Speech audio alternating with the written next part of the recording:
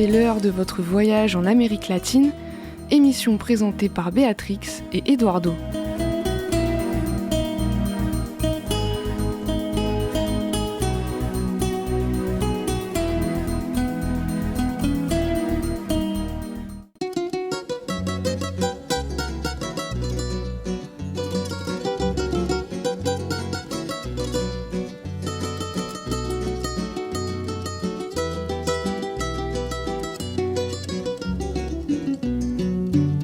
No te asombres si te digo lo que fuiste, una ingrata con mi pobre corazón, porque el fuego de tus lindos ojos negros alumbraron el camino de otro amor.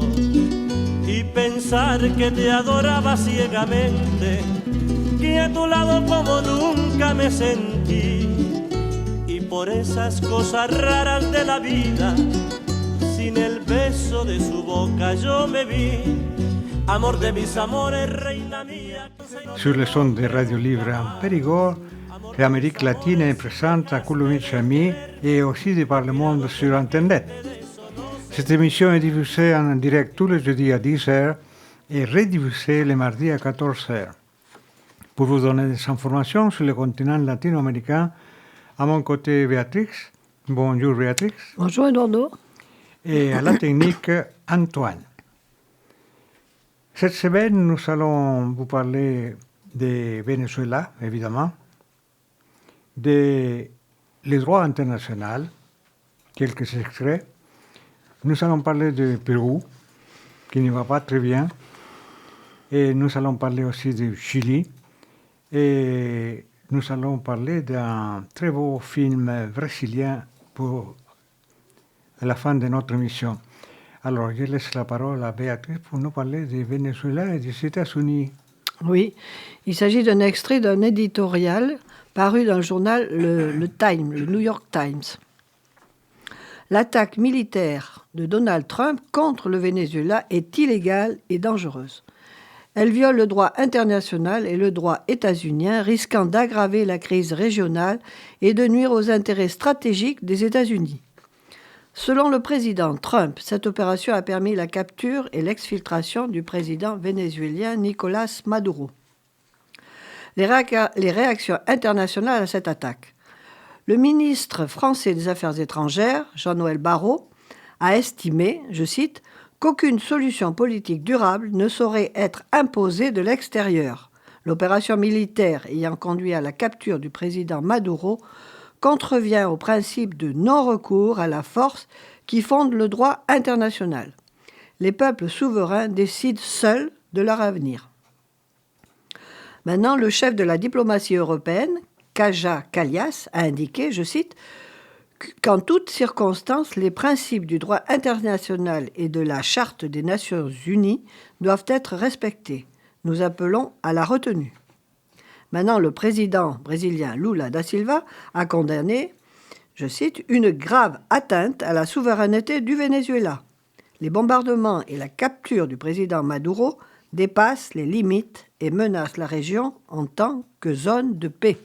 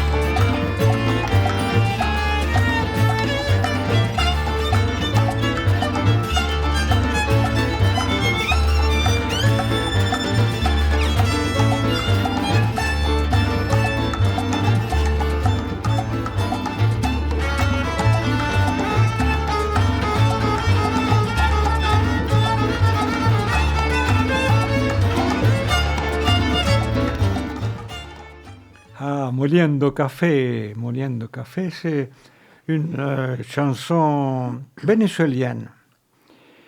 Alors, on parle beaucoup des droits internationaux, mais qu'est-ce que c'est, Béatrix? À quoi sert le droit international, oui. Alors, le droit international est au cœur des relations internationales, bien sûr.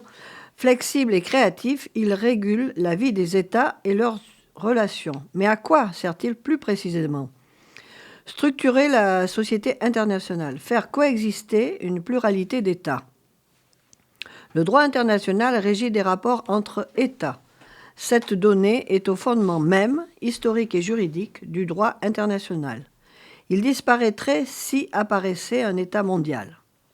Le droit international n'a pas pour objet de dépasser la souveraineté des États. Tout au contraire, il a pour fonction de la protéger. Le droit international fonctionne comme une machine à fragmenter le sol, à découper l'espace sur la base de fictions juridiques dont l'effectivité n'est guère contestée de façon générale. Les États ne peuvent vivre en autarcie. Il leur faut nouer des rapports les uns avec les autres. Les relations diplomatiques en sont l'instrument traditionnel. Il leur faut aussi régulariser leur coopération dans tous les domaines, déterminer et connaître leurs droits et obligations les uns vis-à-vis des autres. Le droit international ne mérite nullement le discrédit dont on l'accable parfois. Ces imperfections réelles ne sont pas liées à un défaut de structure. Le droit international, instrument créatif et flexible, peut tout réguler et tout faire dès lors et à condition que les États veuillent et sachent l'utiliser. Oui, on peut ajouter aussi la question que dans le journal Le Monde se pose jusqu'où ira Donald Trump. C'est la question que chacun est en droit de se poser après l'attaque spectaculaire menée au Venezuela et l'enlèvement de son dirigeant Nicolás Maduro, ordonné par Trump. Les poursuites judiciaires engagées par narcoterrorisme contre le président vénézuélien et son épouse ne font guère illusion.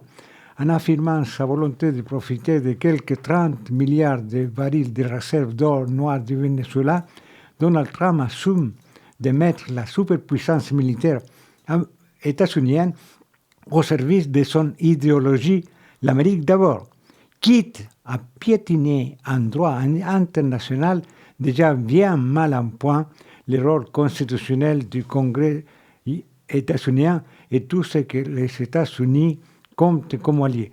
Vous voyez donc, toujours au sujet des droits internationaux, justement la question c'est jusqu'où ira Trump. Mais nous allons passer à la musique.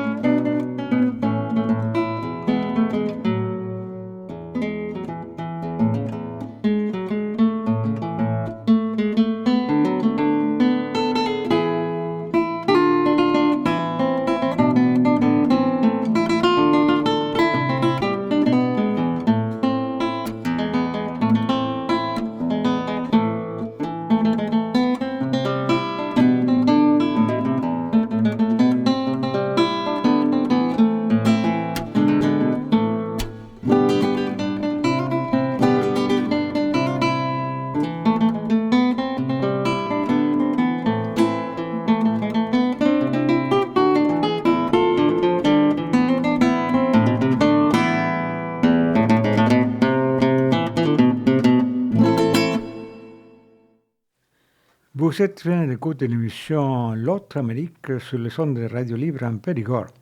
Nous venons d'entendre Javier Echecopa, un musicien péruvien. Et justement, on va parler du Pérou, mais le mauvais côté. Oui, c'est la corruption endémique qui menace la démocratie au Pérou. C'est un extrait paru dans le journal Le Monde. Un mal enquisté ronge le Pérou, la corruption. La litanie des affaires est ininterrompue. Acte de népotisme au Parlement, haut grade de la police mis en examen pour trafic d'influence, gouverneur régional visé par une enquête pour détournement de fonds. Bon, rien que ça. Hein. Des manifestations ont exprimé l'exaspération de la population envers la mafia au pouvoir. Les jeunes accusent les députés de servir leurs propres intérêts avant ceux des Péruviens. La moitié des 130 membres du Congrès sont visés par des enquêtes judiciaires, la plupart dans des dossiers de corruption. Des enquêtes journalistiques ont dévoilé comment le Parlement a été en partie infiltré par le crime organisé lié au trafic d'or, de bois et de terre. L'exécutif n'est pas en reste. 7 présidents, de droite comme de gauche, ont été poursuivis ou condamnés pour corruption depuis le retour de la démocratie en 2001. Si la corruption est enracinée au Pérou, c'est qu'elle est aussi ancienne que la République et qu'elle est facilitée par la faiblesse de l'État et sa bureaucratie, estime l'historien Alfonso Quiros. Depuis les années 2000, et en dépit de la création de procureurs anticorruption et d'organes de contrôle, les pratiques corruptives ont continué à se propager, notamment par l'intermédiaire d'entreprises privées, comme l'entreprise brésilienne Odebrecht. En échange de contrats, Odebrecht a financé des dizaines de hauts dirigeants et de candidats à la présidentielle en Amérique latine. Oui, et on peut ajouter qu'à l'approche des élections générales d'avril, la question des moyens de combattre la corruption, première préoccupation des Péruviens, avec l'insécurité, revient dans les débats publics.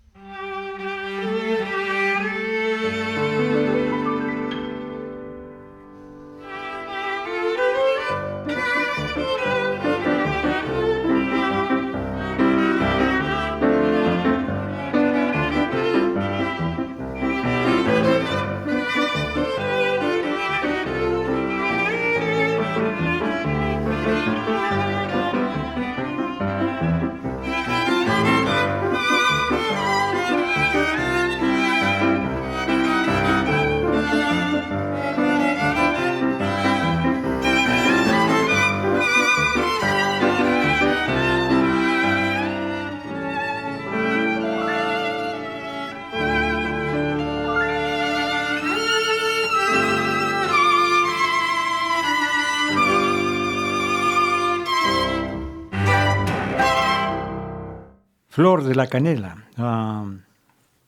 une chanson typique traditionnelle péruvienne. Et nous allons passer à un pays proche du Pérou, et au bout du monde, comme on dit, le Chili. Oui, les devoirs de l'extrême droite victorieuse. Et c'est un extrait d'un édito dans le journal Le Monde, n'est-ce pas? Oui. La troisième fois aura été la bonne pour José Antonio Cast. Sa victoire à l'élection présidentielle chilienne le 14 décembre 2025 permet à l'extrême droite de revenir au palais de la Moneda, là où Salvador Allende avait mis fin à ses jours en 1973, après s'être opposé jusqu'au bout au coup d'État militaire d'Augusto Pinochet, préambule à une longue nuit pour les libertés. José Cast a mis à profit le mécontentement des Chiliens face à l'insécurité et à une immigration irrégulière pour l'emporter, même si le pays reste parmi les plus sûrs de l'Amérique latine.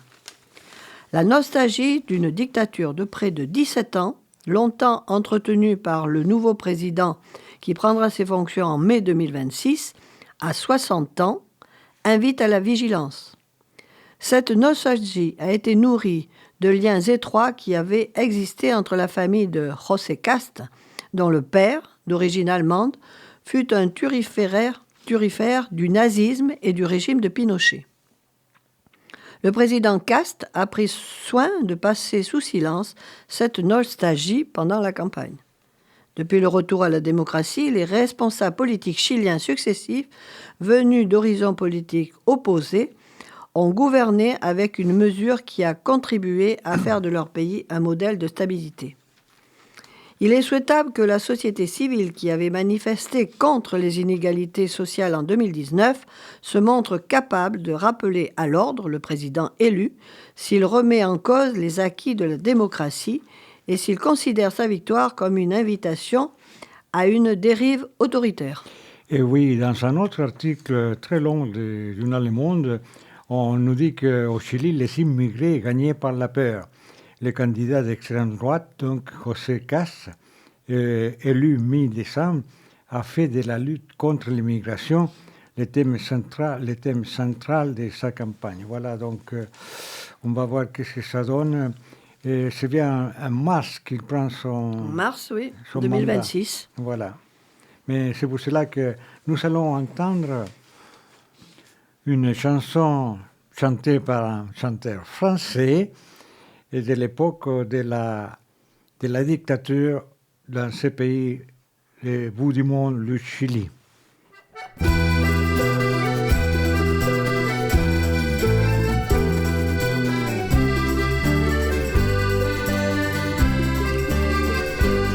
Je vais dire la légende de celui qui s'est enfui et fait les oiseaux des Andes se taire au cœur de la nuit. Le ciel était de velours, incompréhensiblement. Le soir tombe et les beaux jours meurent, on ne sait comment.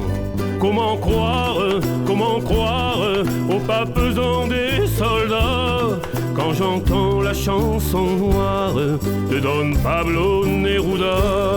Comment croire aux pas pesants des soldats quand j'entends la chanson noire de Don Pablo Neruda. Lorsque la musique est belle, tous les hommes sont égaux et l'injustice rebelle, Paris ou Santiago. Nous parlons même langage et le même chant nous lie. Une cage est une cage, en France comme au Chili. Comment croire aux pas pesants des soldats quand j'entends la chanson noire de Don Pablo Neruda. Comment croire aux pas pesants des soldats quand j'entends la chanson noire de Don Pablo Neruda.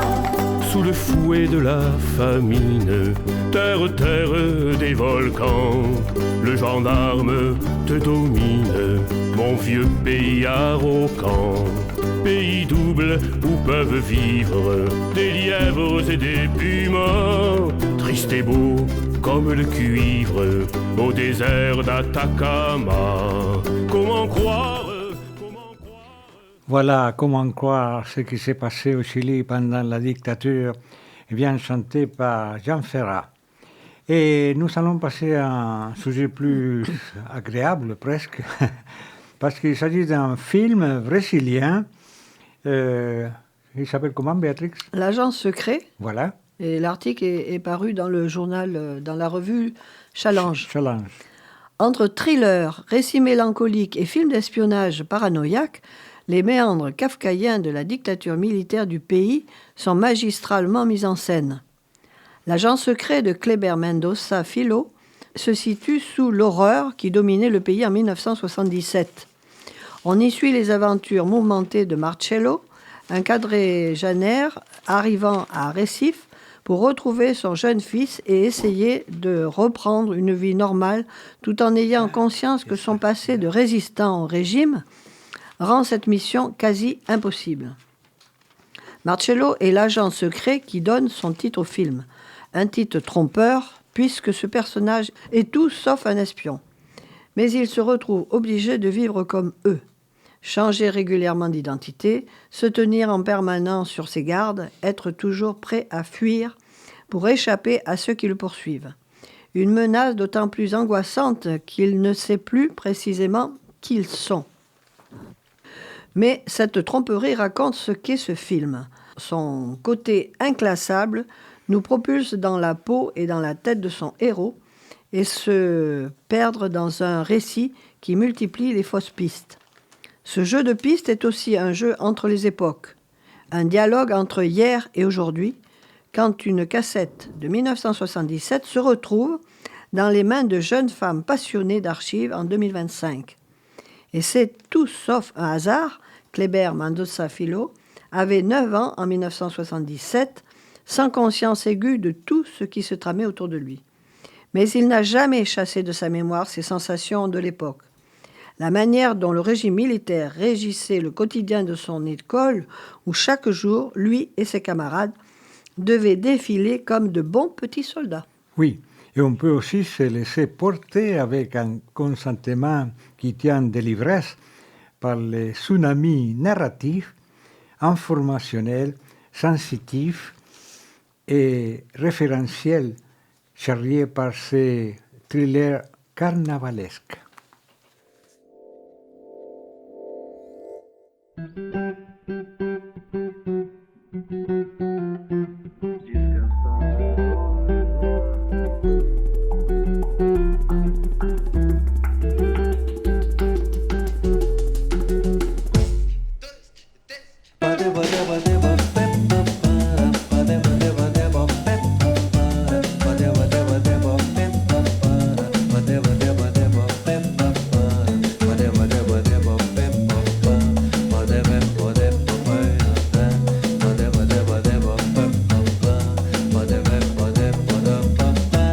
Quem me dera ter a namorada que fosse para minha madrugada de um dia que seria a minha vida e a vida que se leva é uma parada.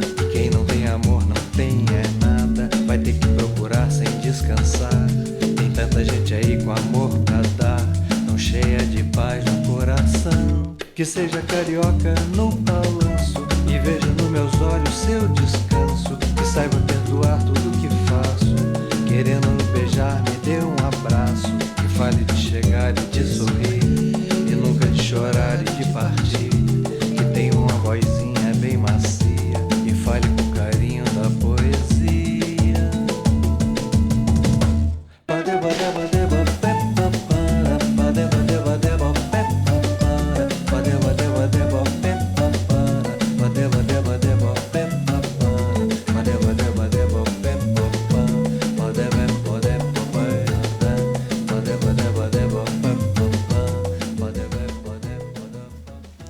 Notre émission touche à sa fin avec des serres des musiques folkloriques brésiliennes Nous vous donnons rendez-vous la semaine prochaine pour continuer à découvrir ou redécouvrir des aspects de ce continent latino-américain. Merci à Béatrice qui nous a livré des infos sur l'Amérique latine. Et merci à Antoine à la technique. Muchas gracias, hasta pronto.